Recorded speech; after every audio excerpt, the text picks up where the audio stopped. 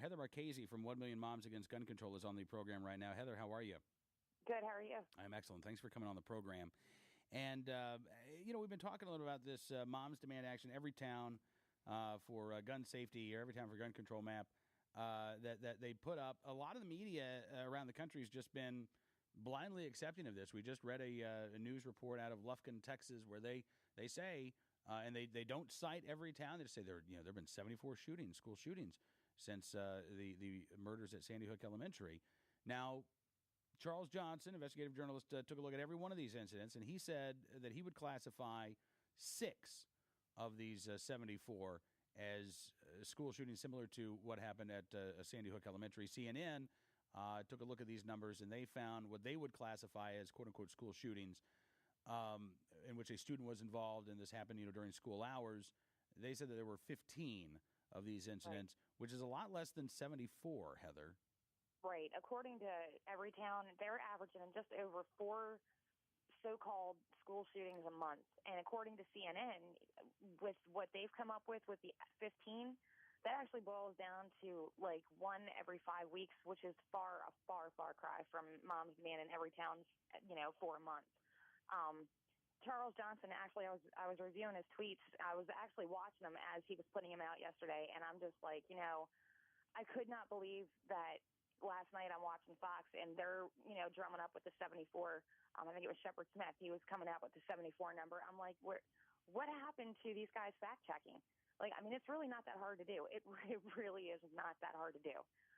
Google is fairly accessible. I don't understand why everybody just takes Moms Demand in Everytown's word and they just run with it. I don't get it. I really don't, Cam.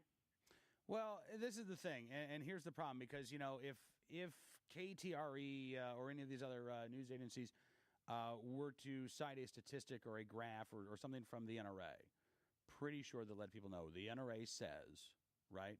And that's all it would be a matter of. The gun control group, Everytown for Gun Safety, says there have been. Right. But that's not what's being reported. And again, right. I think a lot of this... Look, I think there's probably more than one reason. In some cases, we probably have this reporter in Lufkin, Texas, graduated in 2012. Maybe it's possible she graduated without learning that you need to cite your sources. Right. Maybe she forgot. In some cases, though, I think we have agenda-driven journalism. Oh, yeah.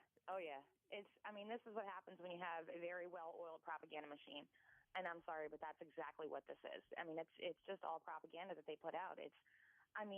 One of the shootings was a husband killed his wife in a church parking lot. Where does that classify as a school shooting? I don't get it. I don't have a degree in journalism. I've never went to school for journalism. I'll admit that myself. But again, fact-checking on yourself, it's not that hard to do. It really is not that hard to do. When she's listing the West Side Elementary claim, there was a gun in the backpack. There was absolutely no evidence of harmful intent whatsoever. None. You know what I mean? And that was labeled as a school shooting. I'm surprised they did not label the little girl with the Hello Kitty bubble gun and the little boy back in Maryland with the, that shoot his Pop-Tart. I am so surprised that they did not label those school shootings. I'm serious.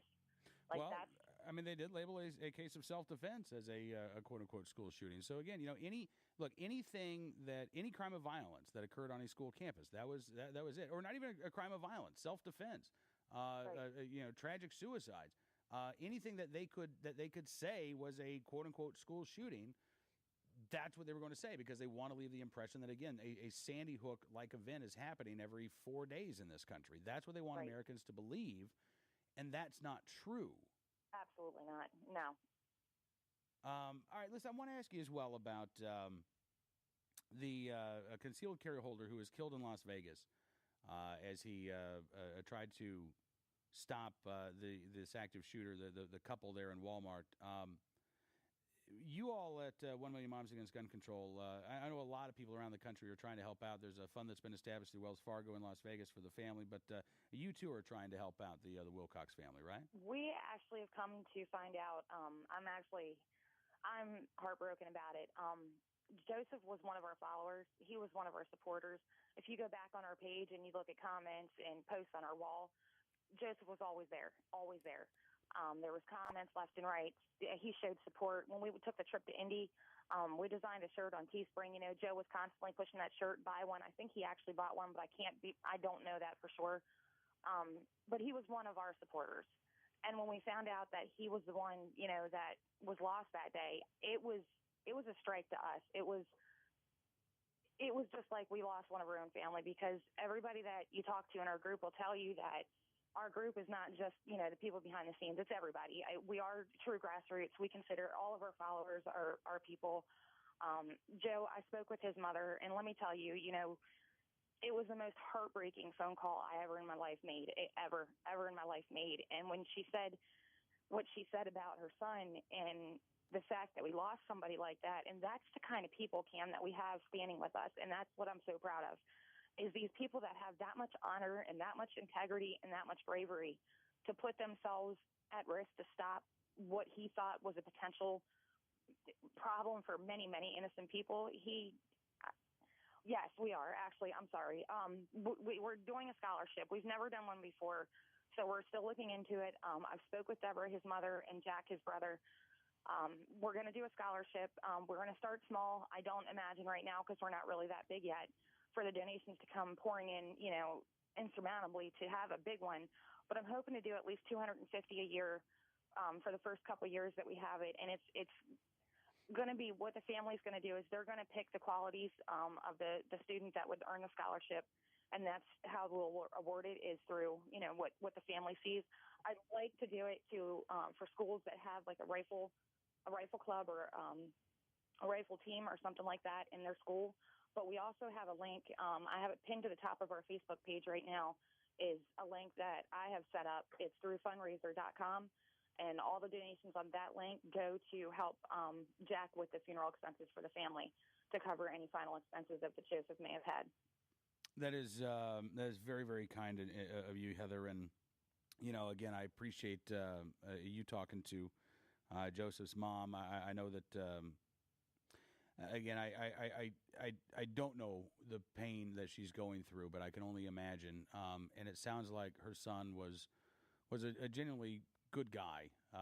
Family and friends say that he was a caring and concerned man, that this was not out of character for right. Joseph Wilcox to want to try to help. Right. And that's what she said. She said, my son was pro-gun, but that does not mean he was pro-kill. And those words, I think, will forever echo in my head, and they will forever instill in my mind, that the people that, people like you, people like me, we don't look to be these armed insurgents and militias that I notice a couple of the anti-gun groups on Facebook have taken the claim to.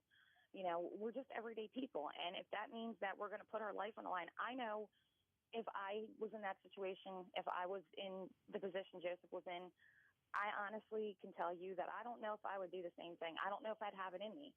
So for him to do that and to take it upon himself and put his life out there like that, it's phenomenal. I mean, it's, he's a hero, and that's all I really do have to say about it. He really is. He went out a hero. Yep, I would agree with you. And we've seen we're going to be talking about this a little bit on the Sportsman Channel show this afternoon. But we've seen some commentary from pieces from people who are sorry, Freudian slip there, from people who actually say Joseph Wilcox is not a hero. Who say Joseph Wilcox did the wrong thing. Joseph Wilcox should have run away. Joseph Wilcox should not have had a gun there. And Joseph Wilcox died for no reason whatsoever. And call him what you will, but he wasn't a hero, and what he did was not heroic. And we shouldn't be talking about stuff like this. In fact, we should be talking about banning concealed carry. We should be talking about why it's a bad idea to carry a gun for self-defense. And I got to tell you, Heather, look, I'm not surprised to see comments like this. Right. But those folks could not be more wrong. I posed a question to somebody. It was actually on the Target page. I noticed a back and forth bannering the other day, and I had posted a comment. And my one question, I had a single solitary question, because they actually brought Joseph's name up about that too. And I said to him, here's my think this over thing. Which one was the one that did the mass killing or the shooting?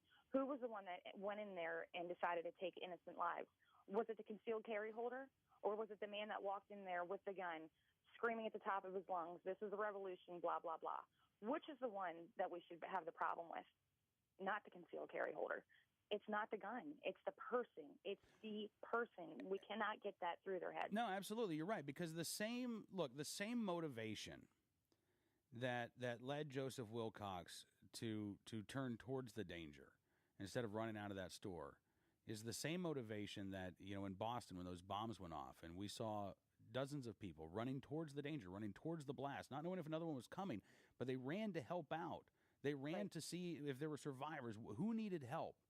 That's that same attitude, that same action, and it's the same mindset. And so when you go after Joseph Wilcox for turning right instead of left, and for facing that attack rather than running out the door, then what you're saying is, in any of these cases of danger, that do the smart thing, run away, think of yourself, think of your own safety first.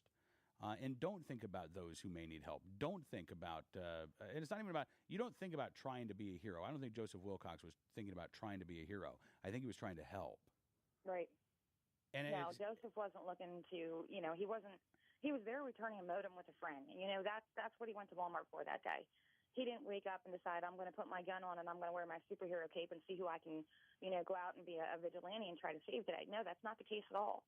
He was an everyday person, just like you or me, doing his everyday duties, his everyday daily tasks, and whatever it is he does. He went to Walmart, he tried to return a modem, and he tried to stop something that he had no other control over. The only thing that equalized him between him and the criminal was the gun on his waist, and he tried to use it to stop the shooting, to stop the murder, to stop the madness. So a good guy with a gun potentially could have stopped the bad guy with a gun. Unfortunately, he did not realize she was his wife and was right there behind him. And I'm sorry, I will not mention her name. That's fine. Heather, listen, I appreciate you coming on the program, and thank you again for everything you're doing. I look forward to talking to you again soon. Absolutely, Cam. Thanks so much for having me again. My pleasure. Heather Marchese joins from 1 Million Moms Against Gun Control. When we come back after the break, Brian Kossoff of Concealed Carry of Illinois will be with us. We'll talk about the new concealed carry law leading to new businesses in the state of Illinois. Stick around. We'll be right back with more right after this.